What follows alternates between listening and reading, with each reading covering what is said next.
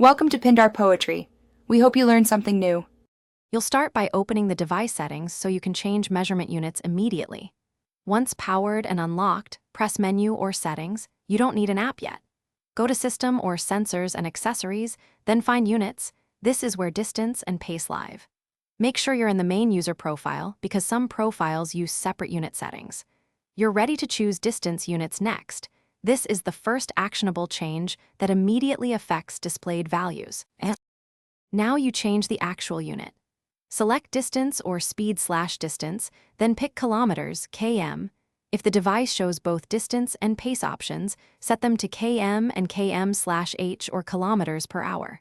Once done, check any activity profile specific settings. Run, bike, and swim profiles can override general units. Make sure to apply or save if prompted.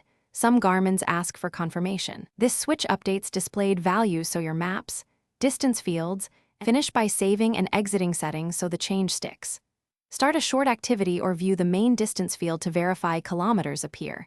This confirms maps, widgets, and lap metrics updated.